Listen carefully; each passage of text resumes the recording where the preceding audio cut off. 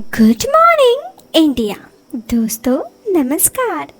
दोस्तों आज की मेरी ये कहानी एक सच्ची घटना है, ये काल्पनिक, ये आपके विवेक पर निर्भर करती है। लेकिन आप मुझे इतना ज़रूर बताना कि ये कहानी आपको कैसी लगती है। ये आप हमें कमेंट बॉक्स पर कमेंट करके भी बता सकते हो। साथ ही अगर आपको ये वीडियो पसंद आए तो आप इस वीडियो को लाइक करने के साथ चैनल को सब्सक्राइब कर सकते हो। चलिए दोस्तों, अब शुरू करते हैं हमारी आज की इस कहानी को। इस कहानी को शुरू करने से पहले एक आखिरी बात, इस कहानी को सुनते वक्त ईयरफोन या फिर हेडफोन का उपयोग करें। इससे इस कहानी की ऑडियो क्वालिटी आपको पसंद आएगी जब आपके कानों तक पहुंचेगी। चलिए अब इस कहानी को शुरू करते हैं। 8 महीने पहले मेरा जबलपुर जाना हुआ था। ठंडी के दिन थी। शाम के 7 बजे मैं स्टेशन पहुंचा। स्टेशन से थोड़ा बाहर ही निकलते ही एक महिला ने स्कूटी ने मुझे टक्कर मार दी। जब मैं संभाला तो देखा एक सुंदर महिला और एक छोटी सी बच्ची को चोट लग गई थी। तमाशा में भीड़ छाटने और महिला को क्षमा मांगने के बाद उनके पास गया, उसे शांत किया और अस्पताल में उसकी बेटी का मरहम पट्टी कर दिया। एक सुखद मुस्कुराहट के साथ वो महिला मेरा फ़ोन नंबर लेके चली गई। करीब 15 दिन बाद रात के 10 बजे मुझे फ़ोन आया। प्यारी कोमल आवाज़, मधुर आवाज़ में उन्होंने अपना नाम निशा बताया। पता नहीं क्या आकर्षण था उसकी आवाज़ में, जो उसकी आवाज़ मेरे हृदय पे घर कर गई। बातों का दौर चला और चलता ही रह गया। 2 महीने में हम दोनों की ये पहचान गहरी हो गई। कोई बंधन नहीं रहा। अब दोनों हर बात शेयर करते, मोहल्ले के झगड़े, सास बहू और दुनिया भर की पंचायत। आपको पता तो है महिलाएं कितनी बातूनी होती हैं। काम के सिलसिले में मैं फिर जबलपुर जाना पड़ा। जब निशा को अपने आने का अवगत कराया तो उसकी आवाज़ में अलग ही जोश आ गई। शाम 7 बजे एक शानदार होटल में एकांत में पहले से बुक किए हुए टेबल पर बैठा निशा जी के आने की राह देख रहा था। वह आई तो मैंने उन्हें देखकर खुश हो गया। गोरा बदन, तीखे आंखें, गुलाबी लिपस्टिक्स में सजे हों, फ्लोरल साड़ी, खुले बाल, बिना बाजू के गहरे गले। निशा जी मुस्कुराते हुए बोली, नमस्ते रेयान जी। बातों बातों में 1 घंटा बीत गया। 2 कॉफ़ी और 3 प्लेट पास्ता खत्म हो गया। बातों बातों में मेरापन उसके पति के बारे में पूछ लिया तो निशा जी दुख खींच कर उनका चेहरा पर आ गया। उनकी लव मैरिज हुई थी। फिर कुसंगति में पड़कर उनके पति नशा और कई औरतों के साथ रिलेशनशिप में आ गए। हालांकि पैसों की कोई कमी नहीं थी, किंतु एक महिला को पैसों से ज़्यादा प्यार और सम्मान की दरकार होती है। निशा जी की आंखें भर आई।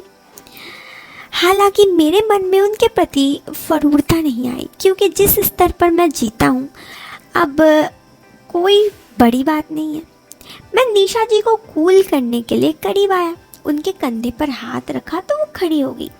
कुछ क्षण देखने के बाद निशा जी ने मुझसे पकड़कर फूट फूट कर रोने लगी। रेयान, मुझे यहाँ से दूर ले चलो, अब नहीं सह सकता मुझसे। मुझे यहाँ दूर, बेटी के कारण मर भी नहीं सकती। अपने दुखी दिल का सारा गुब्बारा निशा जी ने खोल दिया।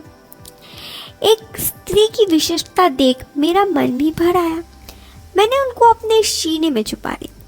करीब 5 मिनट बाद हम अलग हुए। मैंने देखा एक सुकून थी निशा जी के मुखड़े पर। उन्हें देर हो रही थी, शायद उनकी घर भी जाना था। लेकिन करीब 5 मिनट बाद निशा जी चली गई। लेकिन नारी विश्वासता की तूफान मेरे दिल में जारी रहा। अगले दिन क्लाइंट मीटिंग के बाद बीच में ही छोड़ मैं निशा जी से मिलने के लिए होटल में बहुत व्याकुल था। तो मैं क्लाइंट मीटिंग बीच में छोड़ सीधा होटल आ गया। निशा जी का कॉल आया, मिलने के बोला उन्होंने। परेशान होते हुए मैं मना नहीं कर पाया। शाम के 3:45 पर निशा जी मेरे रूम में आई। आज अलग ही रूप में थी। उनकी आज जीन्स और टॉप पहनी हुई थी। एकदम दृष्टि थम सी गई। मैं एक अविवाहित लड़का हूँ। हालांकि मैं लाइफ में और भी लड़कियों के साथ रिलेशनशिप में रहा हूँ, लेकिन अभी मैं सिंगल था। 5 फीट 11 इंच गहराई में कद है। मैं बहुत खूबसूरत तो वैसे दिखता हूँ, और निशा जी शायद यही उन्हें पसंद था। खूबसूरत रूप, धीमी रोशनी, संगीत और निशा जी। सुकून था दिल में। मुस्कुरा के निशा जी मुझसे कही। इस बार रोने की जगह चेहरे पर मुस्कान थी। वो धीरे धीरे मेरे पीठ सहला रही थी। मैं उनके बालों से खेल रहा था। 10 मिनट के बाद निशा जी के अप्रत्याशित पल मुस्कुराते हुए मुझसे कही कि सच कहूँ, तुम्हें देखकर मैं शून्य हो गई। मुझे ऐसा लगा कि मैं फिर से अपने उस जीवन में पहुंच गई जहां मुझे पहली बार मेरे पति मिले थे। कुछ देर बाद निशा जी फिर बोले, तुम बहुत अच्छे हो। सच हल्के स्मूच से शुरू हुआ और फिर हम दोनों एक दूसरे में खो गए।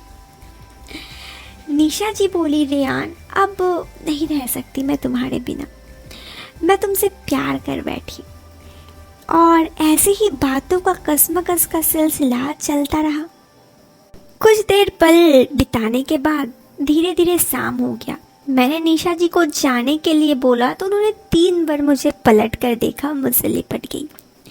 वो नहीं जाना चाहती थी, व्याकुल थी और नम आंखों से धीमी धीमी कदमों से चली गई। मुझे भी उस दिन वहाँ से वापस आना था तो मैं वापस आ गया। ऐसे ही निशा जी से फ़ोन पर बातें होती रहती और हर एक बात वो मुझसे शेयर करती। वो मेरे साथ रहना चाहती थी। उनके पति को भी उनके साथ रहने में कोई इंटरेस्ट नहीं था। बात इतनी सी थी कि मेरे घर वाले भी थे। एक शादीशुदा औरत से मैं प्यार करूं और शादी करूं, शायद ये चीज़ मेरे घर वाले नहीं मानने वाले। इसलिए मैं बड़ी ही कसमाकस में फैल गया। काफ़ी कुछ सोचने के बाद मैंने फैसला किया कि ये बात निशा जी से कह डालूं। एक दिन हिम्मत करके मैंने जबलपुर में जाकर फिर निशा जी को होटल में बुलाया और उनसे ये सारी बातें कह दी। जब मैं उनसे सारी बातें कहा कि मैं उनसे शादी नहीं कर पाऊंगा तो उनके आंखों में नम हो गई। मैंने उन्हें विश्वास दिलाया कि भले ही मैं उनसे शादी न करूं, लेकिन ज़िंदगी भर उनके साथ वक्त बिताऊंगा। इतना कहकर उस दिन उनसे मिलकर फिर नम आंखों से नहीं, आज मुस्कुराते हुए बिता लिया। अक्सर उनसे मुलाकात होती है। जब भी मैं जबलपुर जाता हूँ तो कभी वो दिल्ली मुझसे मिलने आ जाती। खैर, इतना तो है कि उनसे शादी नहीं कर सकता, लेकिन ज़िंदगी भर उनके साथ रह सकता हूँ। तो ये थी दोस्तों रेहान की कहानी। आपको ये कहानी कैसी लगी? अक्सर हम ज़िंदगी में कुछ ऐसे लोगों से मिल जाते हैं जो ज़िंदगी में एक बहुत ही नया रूप में ला देते हैं और हम ज़िंदगी भर उनसे अलग नहीं हो सकते। यही कुछ थी आज की कहानी। मुझे उम्मीद है आपको कहानी पसंद आई होगी। वीडियो पसंद आए तो इस वीडियो को लाइक करने के साथ चैनल को सब्सक्राइब करें। टिल देन दोस्तों, बाय, टेक केयर, बाय।